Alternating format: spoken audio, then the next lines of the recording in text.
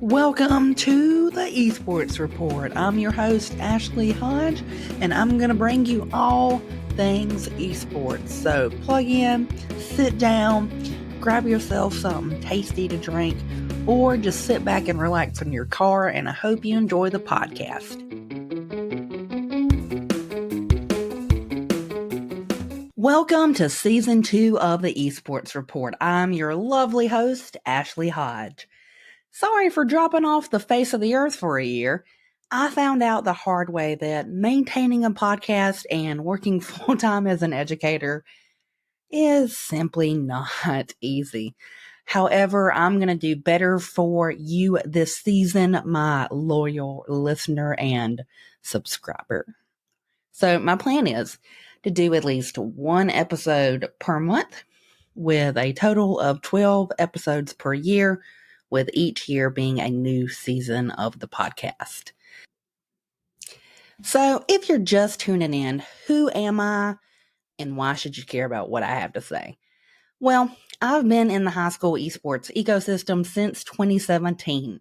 I grew the largest program in Georgia, boasting 10 League of Legends teams and 5 Rocket League teams at Colquitt County High School with Packer Esports. Since then, I have joined the Riot Scholastic Association of America, serving as a high school voice in the professional and collegiate esports ecosystems.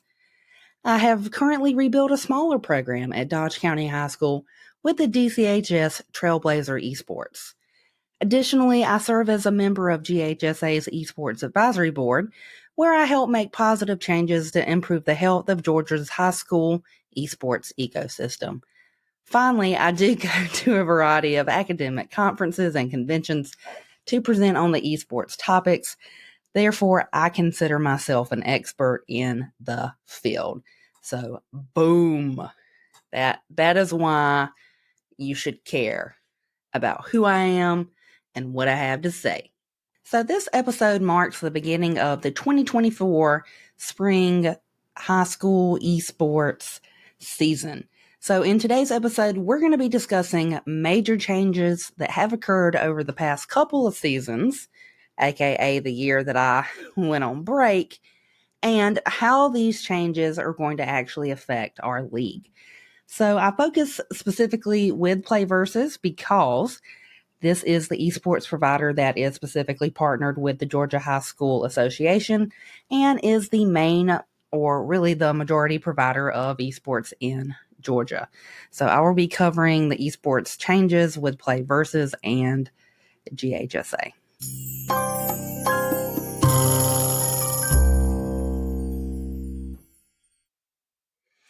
So PlayVS and GHSA hit the latest esports season very strong, with like these huge significant changes that really have transformed the high school esports ecosystem these past couple of years. So the first major change that I'm going to go over is the multiple games that are offered by PlayVS are not all considered state championship titles. So PlayVS offers the following game titles: Super Smash Ultimate, Splatoon 3, Mario Kart 8 Deluxe, Madden 24, NBA 2K24, League of Legends, Rocket League, Hearthstone, and Overwatch. Now, Overwatch is only available in certain states and leagues. It is not available everywhere, but I still include it because they still do offer it. And so what you have is this issue that students, they have too many titles spread out over too many days of the week. And you might have students who are in band or art club or different activities. And you want to be able to work with those students and accommodate them with their schedule so they can participate not only in esports, but also in other sports. Because PlayVS offered so many titles, students had trouble deciding what to play. and scheduling practice for these esports became overwhelming to students who may have wanted to play multiple games. It was decided by the Esports Advisory Board that only certain games would be offered as state championship titles. So unlike other sports, esports is year-round with 2 seasons. So we have a fall season and a spring season. Therefore, the 9 games offered have been divided into 2 seasons to reduce the number of games that coaches have to coach and plan. Because if you are an esports coach and you have had the pleasure of running multiple games on a single day, you may agree that it gets quite hectic. So you may be asking yourself, what does this specific change have to do with the high school esports ecosystem? How is it going to help, or is it going to hurt? So a reduction in games and availability for the state championship is actually very helpful. It allows coaches more room to specialize and for coaches to specify state championship sports. So, for example, if you know that Rocket League is going to be in the fall and Splatoon is going to be in the spring, then in the fall, as a coach, you can focus on Rocket League, and then in the spring, you can focus on Splatoon. So it just gives coaches a break. And it also gives students a break as well, so they don't feel like they're all over the place with the schedule, with playing too many games. Because they do want to play many games, and you do want to give them the opportunity to play as many games as possible. But, a reduction in workload for smaller programs, especially like the one that I'm currently at. I'm the only coach currently at my program. I do have one assistant coach who comes in the spring to help with Madden, but during the fall, I'm pretty much by myself. And so that can be overwhelming to new coaches. So yes, a reduction in titles, fantastic. Helps the students, help the coaches. And it also, it's good for just the administrative side of things. Now, unfortunately, this could lead to a decreased interest in those games that are not state championship sanctioned games.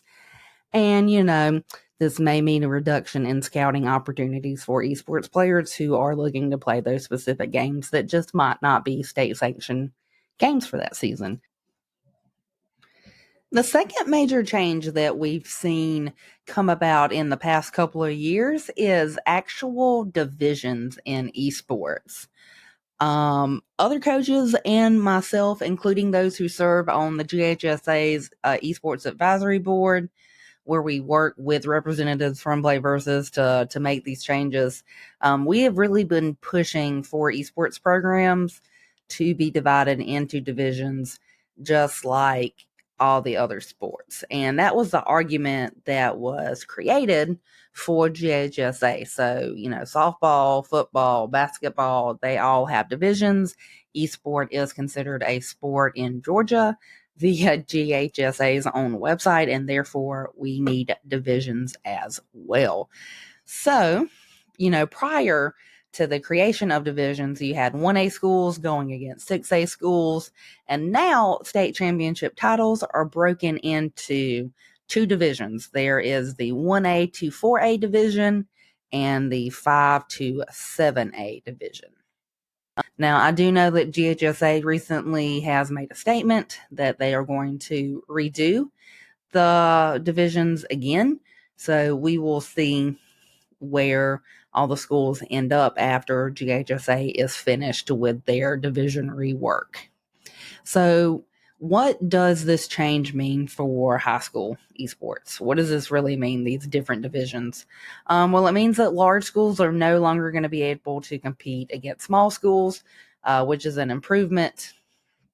Many of these large esports programs that we're seeing, they do reside in or near the Atlanta area, and some of them just have better resources than smaller programs. And, some smaller programs are just at a disadvantage. That is, that's just a fact. It's a fact of life. It's unfair, but life is unfair. Sometimes you just build a bridge and get over it. However, with esports, we want things to be as equitable and inclusive as possible. We want everybody to have a chance. So what did we decide to do? We decided that the division will allow schools to face against other schools of their same size and demographic. And what this does is this actually improves the overall competition among the schools. For example, Lambert High School dominates Rocket League and other sports every year, and smaller programs just did not stand a chance. Now, that's not to say that somebody from a smaller program can't come along and dominate Lambert, but chances are just a little low there. So, with the divisions, have the reduction of just smaller schools or new programs getting curb stomped by a bigger or larger program. So I think that this is overall really good. A lot of esports coaches, including myself, have been pushing for this change. We really think it helps even the playing field between the different schools and their sizes and funding. Third major change that has occurred over the past couple of years is the addition of something called the match assistant. Now, I've been involved with Play Versus, GHSA, and the high school esports system since 2017, and I can say that everybody has come a very long way on integrating esports into high schools seamlessly. So this year, we've had the introduction of the match assistant. So what the match assistant does is it mainstreams the process of setting up esports matches, which if you are a current esports coach and you have a Super Smash team or Rocket League team or Mario Kart team, really just any kind of team that requires a multi-selection process, like what characters are you playing or what map are you playing on, it mainstreams all of that. So, for example, with Super Smash Ultimate, players ban specific maps from gameplay. So prior to the match assistant, what you would have to do is you would have to call or text or chat with the coach and one, cross your fingers and pray to God that they answered you, and go back and forth until everybody settled on a map and you decided to play on that. So this was very time consuming. It was very frustrating.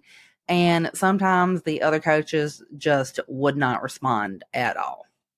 Didn't matter if you text them or emailed them or Discorded chat them, they would not respond. So it was very frustrating. So with the match assistant, the coaches now click through a series of prompts, such as, picking which student is playing, what character they are playing, and what map they are playing on. So the addition of the match assistant to me has been a game changer. So what does this mean for the ecosystem? What it means is new programs, you really don't know how easy you have it now with the match assistant. It really helps you mainstream your game setup, and it makes it more easier to run multiple games. So I could have my Google Chrome uh, tab open, and on one tab I could be running the Rocket League match assistant, and on the second tab a different tab I could be running the Super Smash match assistant. In addition, students themselves can run the match assistant. You can pick a team captain and they can just run the match assistant themselves, because it is just simply following different prompts and clicking through it. So it's been very beneficial, for coaches like myself who are running multiple games. It also reduces the amount of communication confusion for a lot of match setups. However, there was an issue where the match assistant would freeze and you would have to restart. And if you had to restart the match assistant, it would require both coaches to agree on that restart. And another problem that I did run into this past season were coaches just not knowing how to work the match assistant. And I don't know how exactly this happened. It was very problematic because Georgia coaches specifically are supposed to go through JHSA's esports coaching clinic for the 2023 fall season. You go through it in the fall and the spring. And in the coaching clinic, there were several videos explaining how the match assistant worked, as well as other important information necessary to be a successful esports coach, such as game rules, game expectations, game setup, troubleshooting, IT, all that stuff. And so overall, the match assistant is very helpful. I think it's beneficial for the esports system as a whole. To me, it makes everything much easier. And as long as the other coach is tech savvy and can click through prompts with the match assistant, you will see a major improvement in time reduction for setting up these matches, which is very beneficial when you're trying to get students logged in and get games started. The fourth major change that has come about in the past couple of years is now the GHSA coaching clinic for esports is now required, or programs will start receiving fines. So this is another major change. So for traditional sports, coaches are required by GHSA to go through training for each season to prepare to coach. Recently, the GHSA Esports Advisory Committee came together and created videos, questions, quizzes, resources available in the current Coaches Clinic. And I will provide a link in the description if I can. If I can't, the link will be provided in the YouTube version of this episode that can be found on the YouTube channel titled The Esports Report. So now, what this means, all schools that are participating in GHSA Esports must complete the rules clinic prior to the beginning of each esports season. The coaching clinic contains videos covering important information, such as rules, game format, and most importantly, how to operate the match assistant.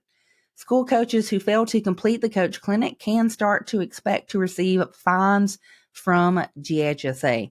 Now, it has not been announced how much these fines will be, but all coaches are expected to complete these coaching clinics on the GHSA website.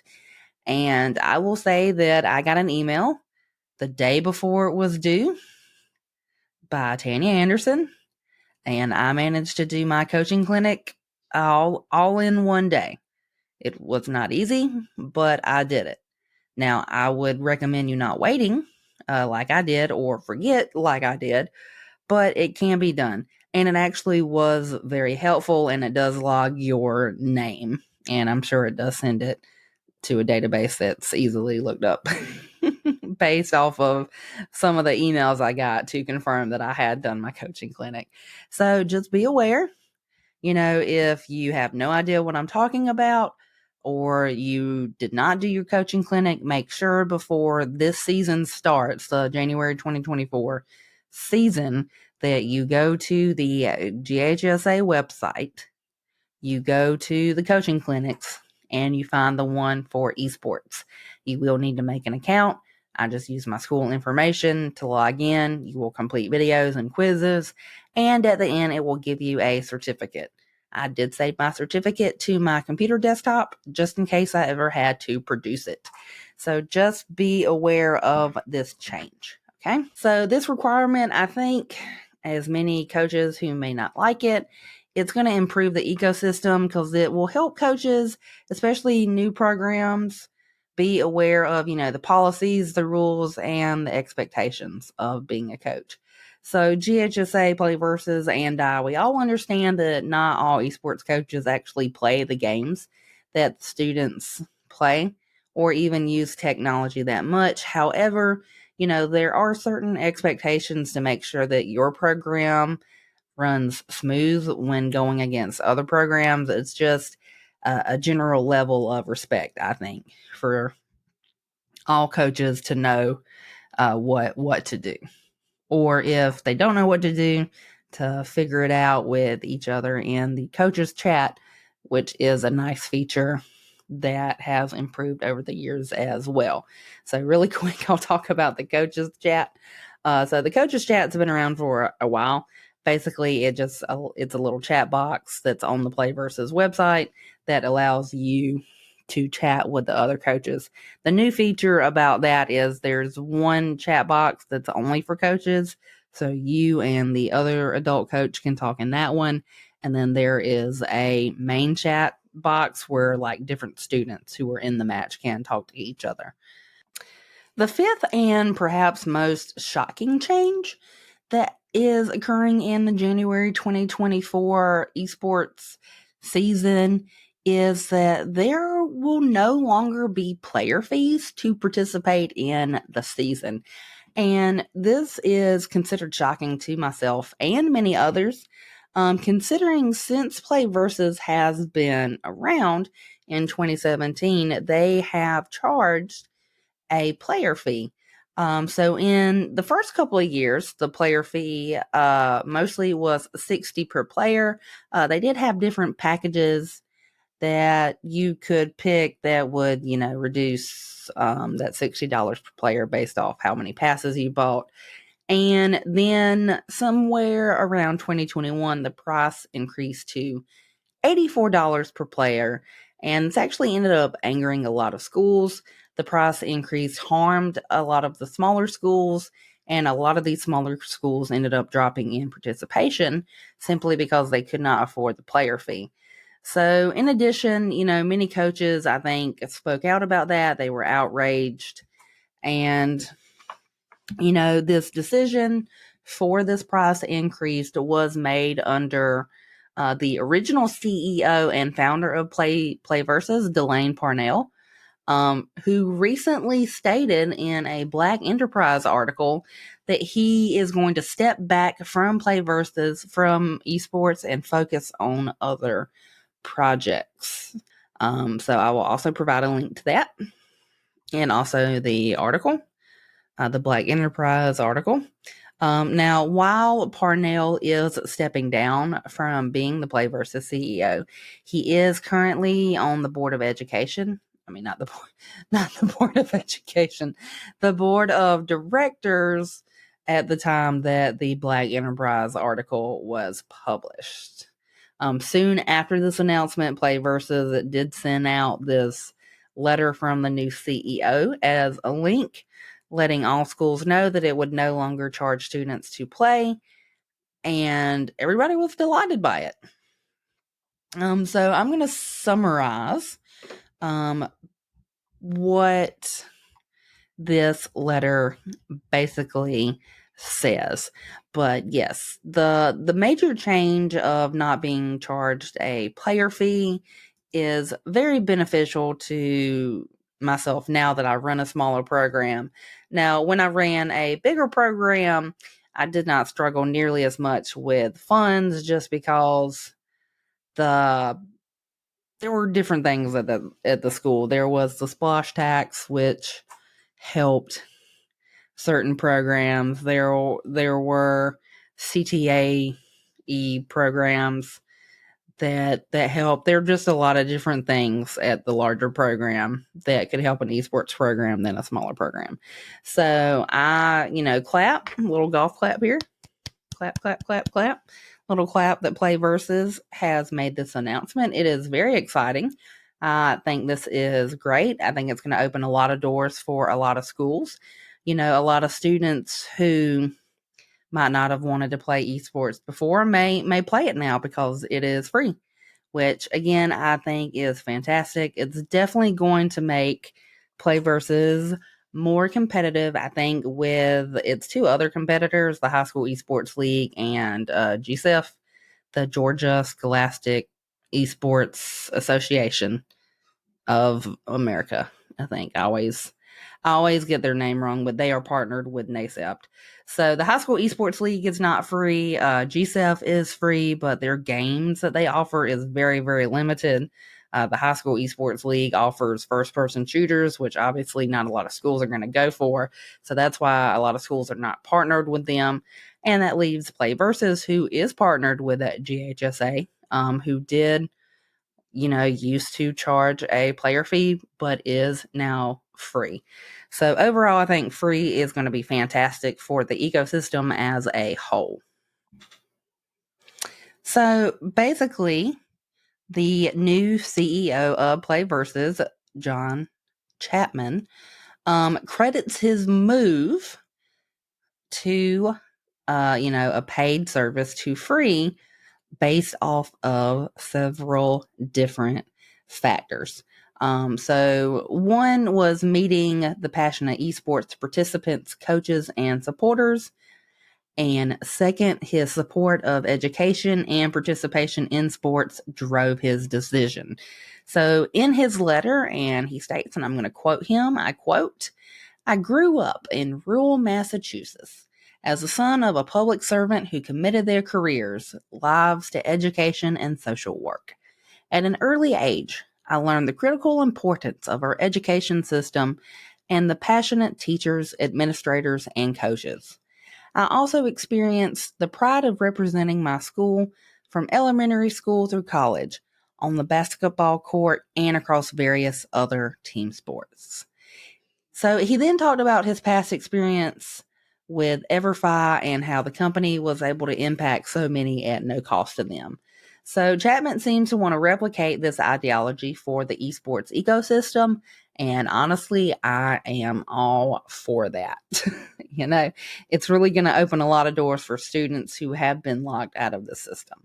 So Chapman then announces, and I quote in his letter that he sent out, "This brings me to today's exciting community news. Beginning with the spring 2024 season, Play Versus will remove competition fees for all states and regional leagues, enabling schools and students to take part in the highest tier of scholastic competition across the most popular game titles." So again, guys, I cannot stress how fantastic this is. It's fantastic. It's really good. And again, I'll provide the link so you can go look at this announcement for yourself. So in addition to esports being free, it is also announced that Play Versus will host its first ever live event in Austin, Texas. This is the first of many planned Play Versus live events, according to Chapman, along with a teaser of seeing some new game titles from Play Versus in the near future. So I don't really feel like I should need to explain why this is such a shakeup in the high school esports system, but I'm going to anyway. So the cost of participation in GHSA esports has been a point of contingency and anger for a lot of schools and academic, discussions over the years. Many coaches made the argument that the original games, Smite, Rocket League, League of Legends, all of those were free to play, and coaches were having a hard time explaining to parents and students, why did they need to pay $60 or $84 to play a game that was for free? So, and GHSA and Play Versus both made the defense that it does cost a participation fee to play in other sports, which, it does. It really depends on that sport, how much it is. So, more games were included soon after that were not free to play. Included Madden, NBA 2K, Mario Kart, Splatoon, and Super Smash. And so this now had schools, who needed gaming consoles and live access, so PlayStation Plus or Nintendo Live. And then on top of that, you had the player fee of $84. So these fees and the need for consoles really did price out a lot of Title I or low income schools. So therefore, the decision to make it free has really, really, really helped those small programs or low income schools. I feel, and I know a lot of coaches are going to feel, that this is a huge step in the right direction. I hope this is a continued trend under our new Play Versus CEO, Mr. Chapman. I think this is going to make Play Versus more competitive now that we're going to have an influx of students who are no longer barred from esports because of any kind of fee. So honestly, Play Versus, hats off to you. Hand clap, clap, clap, clap, clap, clap. Great job. You guys did a great job. Now all you need is a middle school program and some esports curriculum, and you will be good to go. So again, this free-to-play adaptation is fantastic for Georgia schools because a majority of Georgia schools are Title I schools working with very limited budgets. I've had the experience of running a large program and a small program, and honestly, the large program was easier because of the following reasons. Number one, I had a huge student population, and I got a lot of funding because of that. I had 450 students show up to the first esports meeting, and only about 15 at the small school. Number two, I had a board member that was specifically interested in esports and pushed for me to have the equipment and funds that I needed. Number three, we had the splash tax that was passed, and new computers were bought for a CTA business class. And then in the afternoon, I would go to that business class, and that would be the esports lab. And number four, another thing that helped is that we had a booster club, and I had parents that handled fundraising for me. So my small school experience has been much different. I have had to charge players a player fee in the past, and we do fundraise the rest. The community that I work in is much smaller, and resources are stretched very thin between different sports already. So students really have to choose and dedicate their time to esports or basketball or football or, an art club or whatever. And so I have attempted to create a booster club at the smaller school. However, nothing has really materialized from that. I thought about creating stickers or magnets for esports buttons to sell for fundraising. And I've also thought about maybe running tournaments with cash prize and cash entry. But these are just ideas. However, as someone who is in a smaller program, the free changes is quite a relief. Quite a nice relief to myself and others. So just to recap, there's been a lot of significant changes that have occurred over the past couple of years that are going to greatly affect the high school esports ecosystem. And I personally think that a lot of these changes, especially play versus making competition free, are and / will be very beneficial to our ecosystem. But, that's just my personal opinion. What do I know with my multiple years of experience?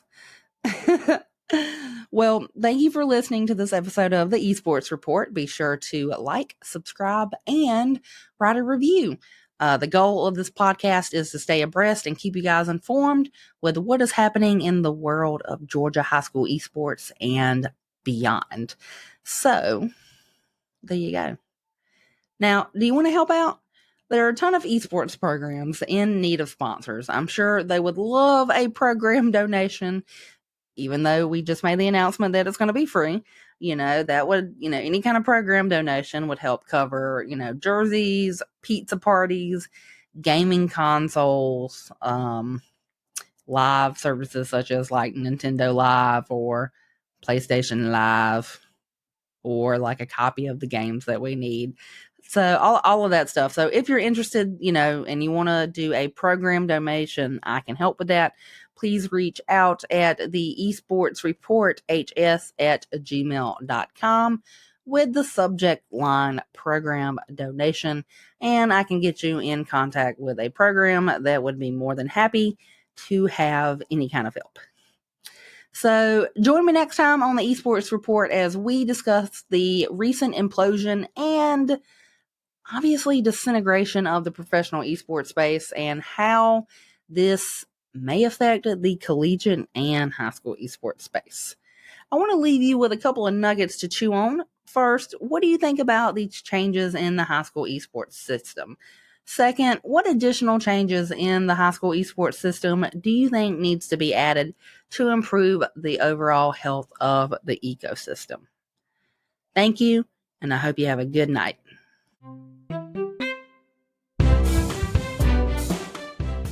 Credits: Executive Producer, Ashley Hodge. Host, Ashley Hodge. Editor, Ashley Hodge.